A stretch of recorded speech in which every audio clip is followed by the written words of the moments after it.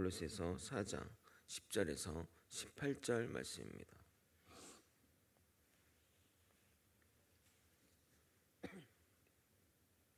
저와 번갈아 교독하고 마지막 절 함께 읽겠습니다. 나와 함께 갇힌 아리스다고와 바나바의 생질 마가와 이 마가에 대하여 너희가 명을 받았음에 그가 이르거든 영접하라.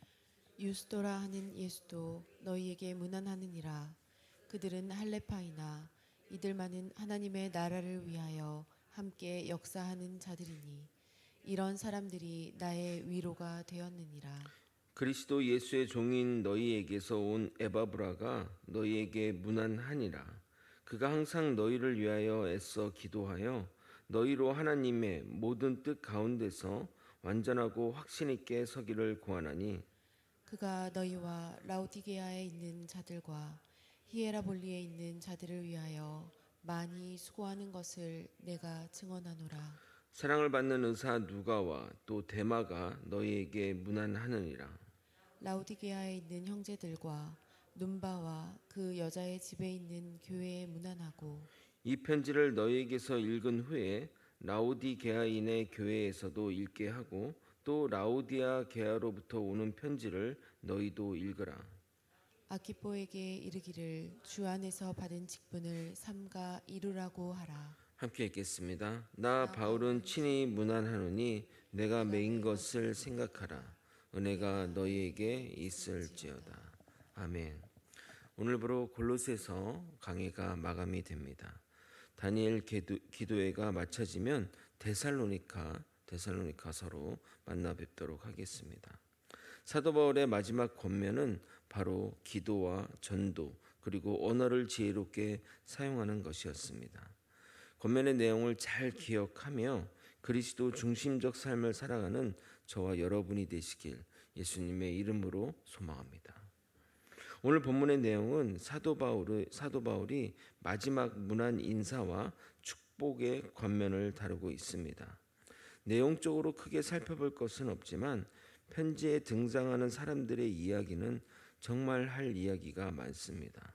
나중에 뭐 어떤 설교 가운데 해도 될 만큼 참 많은 내용이 있습니다. 몇 사람을 살펴보고 골로새서 강해를 마치도록 하겠습니다. 말씀을 통해 주시는 하나님의 은혜가 넘치기를 예수님의 이름으로 축원드립니다. 바울이 골로새 교회에 소개한 첫 번째 사람은 바로 아리스다고와 마가입니다. 먼저 10절을 한 번 더 읽어보도록 하겠습니다. 나와 함께 갇힌 아리스다고와 바나바의 생질 마가와 이 마가에 대하여 너희가 명을 받았음에 그가 이르거든 영접하라. 아리스다고는 바울의 2차 전도 여행 중에 데살로니카에서 바울의 설교를 듣고 회심한 사람입니다. 그는 에베소에서 폭동이 일어날 때 바울 대신 끌려가 군중들에게 맞아 죽을 뻔한 사람 중에 한 사람입니다. 사도행전의 한 장면을 읽어드리도록 하겠습니다. 사도행전 19장 28절에서 29절입니다. 그들이 이 말을 듣고 분노가 가득하여 외쳐 이르되 크다 에베소 사람의 아데미여 하니 온 시내가 요란하여 바울과 같이 다니는 마게도냐 사람 가이오와 아리스도아고를 붙들어 일제히 연극장으로 달려가 들어가는지라.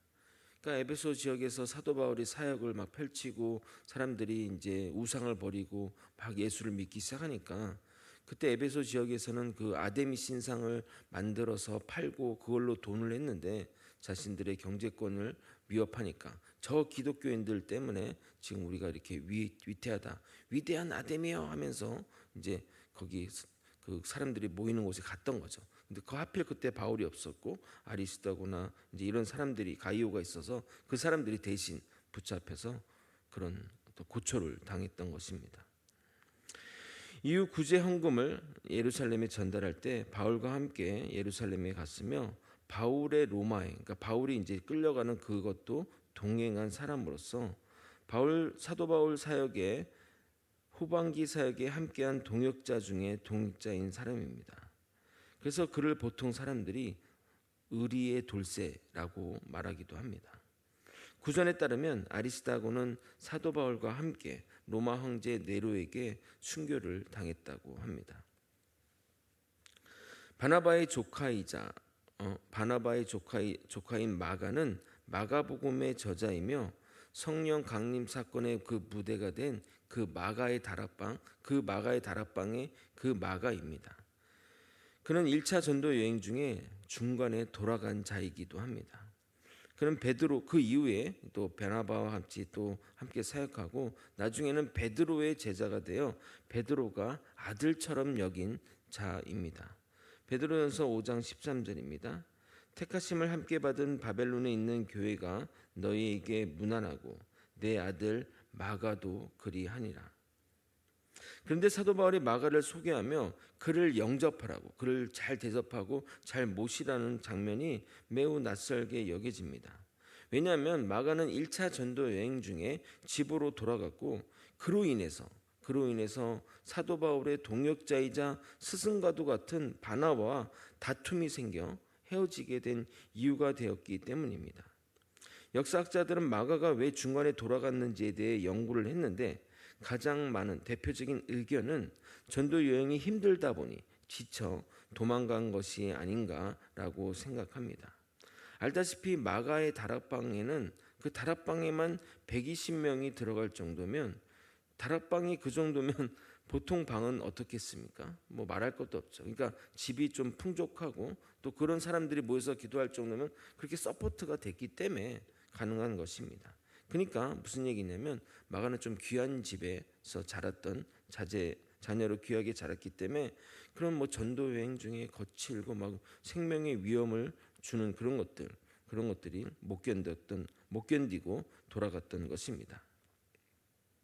이제 그런 1차 전도 여행 때 그런 상황 그렇게 도망갔는데 이제 그런 상황에서 바나바가 자신의 조카 마가를 한 번 더 데려가겠다고 하니까 아니 지금 중요한 사역 가운데 친척을 데려가고 이렇게 하는 게 제대로 되느냐? 그러면서 둘 간에 그런 좀 사단이 일어나는 겁니다.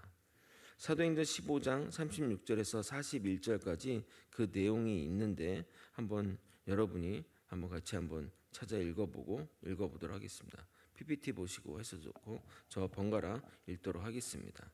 며칠 후에 바울이 바나바더러 말하되 우리가 주의 말씀을 전한 각 성으로 다시 가서 형제들이 어떠한가 방문하자 하고 바나바는 마가라 하는 요한도 데리고 가고자 하나. 바울은 밤빌리아에서 자기들을 떠나 함께 일하러 가지 아니한 자를 데리고 가는 것이 옳지 않다 하여 서로 심히 다투어 피차 갈라서니 바나바는 마가를 데리고 배 타고 구브로로 가고 바울은 신라를 택한 후에 형제들에게 주의 은혜에 부탁함을 받고 떠나 수리아와 길리기아로 다니며 교회들을 경고하게 하니라. 예. 그러니까 이제 바나바의 어떤 정말 바나바가 어떤 사람입니까? 사도 바울이 사람들한테 탄압받고 저 사람 믿을 수 없다. 우리를 잡으러 다닌 자인데 어떻게 저를 믿겠냐 했는데 바나바가 아니다. 이 사람 괜찮다. 믿을 만하다. 막 추천해주고 그 바나바가 있었기 때문에 바울이 있는 건데 그 마가 때문에 이렇게 갈라질 정도로 정말 어떤 그런 사건이 있었던 거죠. 이랬던 마가가 이제는 주의 신실한 일꾼이 되어 바울이 그를 골로새 교회에 추천하면서 영접하라고 이야기하고 있는 겁니다. 마가는 초대교회 역사에 크게 역할을 하고 베드로와 함께 로마에 가서 사역을 하였고 디모데와 함께 또 아시아 지역에서 사역을 했으며 그 과정 중에 마가복음을 기록하였습니다. 복음서 중에 가장 먼저 쓰여진 책이 마가복음일 정도로 정말 가치 있는 복음서입니다. 고전에 따르면 마가는 알렉산드리아 교회를 설립하고 거기서 초대 감독으로 일하다가 에베소에서 죽었다고 합니다. 그리고 12절, 13절을 한번 여러분이 읽어보도록 하겠습니다. 함께 읽겠습니다. 시작. 그리스도의 예수의 종인 너희에게서 온 에바브라가 너희에게 문안하느니라. 그가 항상 너희를 위하여 애써 기도하여 너희로 하나님의 모든 뜻 가운데서 완전하고 확신 있게 서기를 구하나니 그가 너희와 라오디게아에 있는 자들과 히에라볼리에 있는 자들을 위하여 많이 수고하는 것을 내가 증언하노라. 아멘. 제가 사도행전 강해를 다 했거든요. 그러니까 혹시나 사도행전을 다시 한번 좀 듣고 싶으면 그 유튜브에서 저희 그 사도행전 강해를 다시 들으시면 됩니다. 골로새 교회를 세우고 골로새 교회가 지금에 이르기까지 큰 역할을 한 인물은 바로 에바브라입니다. 그는 에베소에서 바울을 만나 회심했고 빌레몬과 함께 골로새 교회를 세웠습니다. 그뿐만 아니라 그 지역 주변 지역인 라우디게와 히에라볼리에도 복음을 전해 교회를 세우는 중추적인 역할을 한 사람입니다. 제가 이 편지가 회람서신이라고 했는데 이러한 이야기를 하는 이유는 골로새 교회뿐만 아니라 그들에게도 에바브라가 한 일을 칭찬하기 위해서 이런 내용들을 기록하고 있는 것입니다. 그런 그가 지금 사도 바울의 곁에 있습니다. 역사학자들은 에바브라가 자신의 사역지를 떠나 바울과 사역을 함께하며 골로새 지역에는 자신을 대신하여 빌레몬의 아들이라 추정되는 아키뽀에게 물려준 것으로 추측합니다. 그러니까 에바브라가 사역하고 이제 그 지역은 그 아키뽀에게 물려주고 자기는 이제 로마로 가서 바울과 함께 사역한다고 학자들은 추측합니다. 17절에 보게 되면 아키뽀를 지칭하며 주 안에서 받은 직분을 삼가 이루라는 이 말이 지금 이 그 담임 목사 골로새 교회에서의 그 사역들을 잘 감당하라는 그 말을 의미하는 겁니다. 그런 의미에서 에바브라는 전임 목회자입니다. 당시는 담임 목사직이라는 제도가 확고히 세워지지 않아서 목회자들이 순회하면서 복음을 전했고 한 교회가 확고히 세워지면 그 교회 성도 중에 한 분을 세워서 그곳을 담당하고 이렇게 초창기 사람들은 또 다른 지역으로 가서 복음을 전했던 겁니다. 왜냐하면 계속해서 복음의 문이 확장되어 열려 나아갔기 때문입니다.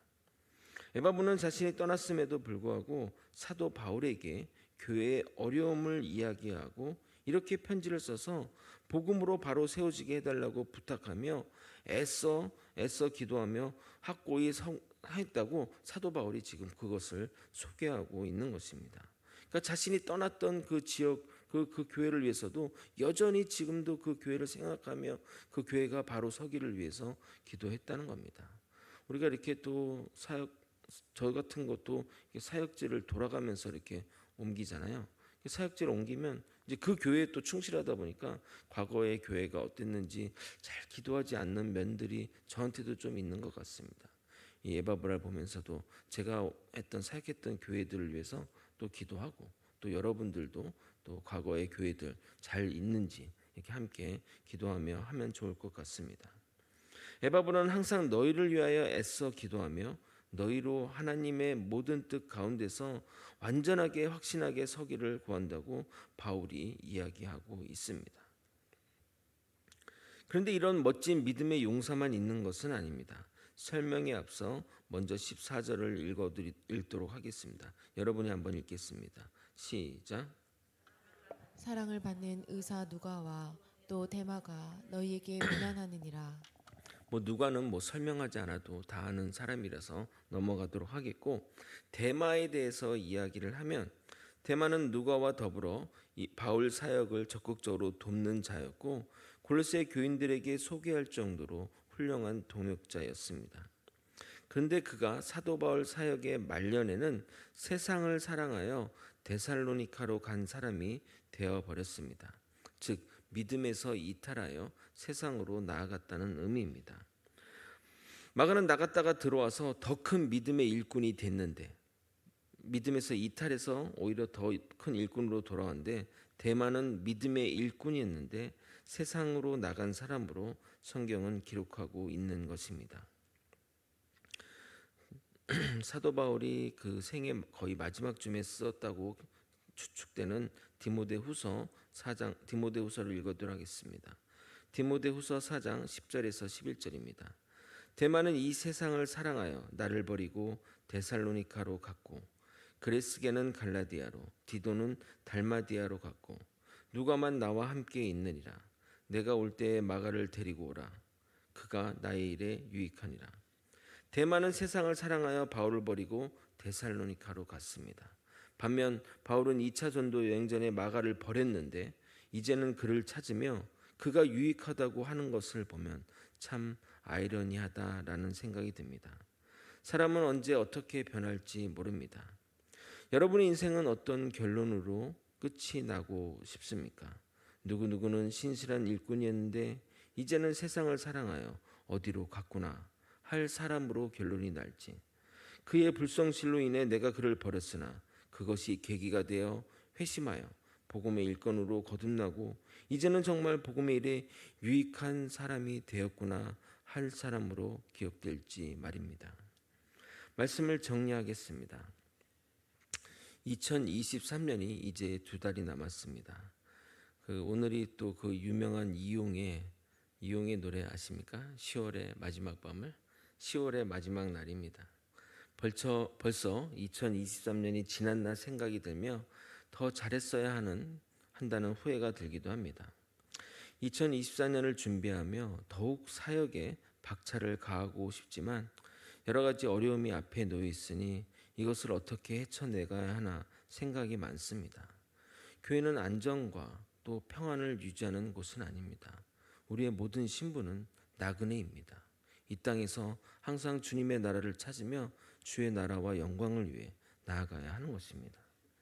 교회 현상을 유지하며 성도들을 챙기며 사역하면서 그렇게 교회의 미래를 보면서 나아가고 싶은데 어떠한 해결 방안을 찾아야 할지 도통 모르겠습니다. 일하고 싶고 더 사역을 넓게 펼치고 주님이 주신 일들을 감당하고 싶은 마음뿐입니다.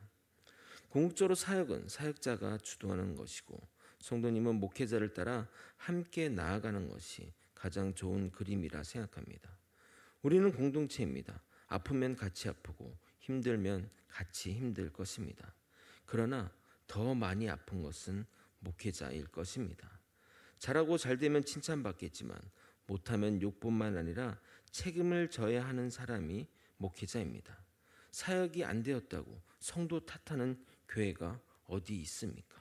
절대 성도님들에게 어려움을 넘기고 싶지 않습니다. 제가 아마 사역하면서 여러분들에게 신뢰를 주지 못해서 그런 것이 아닌가 반성도 되고 제가 이 교회에 맞지 않나 이런 생각도 들기도 합니다. 성도들이 교회 생활이 즐거워야 되는데 그렇지 못한다면 말입니다. 과거 거제 소망교회 성도들에게 어떻게 기억이 될까? 나는 그 무엇보다 중요한 것은 하나님의 평가일 것입니다. 사도 바울의 기록처럼 우리의 인생도 하늘나라에 기록될 것입니다. 우리의 인생의 발걸음이 주님을 향해 나아가는 발걸음이 되길 예수 그리스도의 이름으로 축원드립니다. 기도하겠습니다. 하나님의 뜻을 따라 나아가는 우리의 삶들, 하나님은 나를 어떻게 평가하실까? 하나님은 나를 어떻게 기억하실까 생각하며 살아가는 우리 모두가 되게 하여 주시옵소서. 주님의 맡은 사명, 주님이 부르신 사명에 아버지 순종하며 나아가는 믿음의 백성들 되게 도와주시고 하나님의 뜻이 어디 있는지 우리가 분별하며 나아갈 수 있도록 이끌어 주시옵소서. 사랑이 많으신 예수 그리스도 이름으로 기도드리옵나이다. 아멘.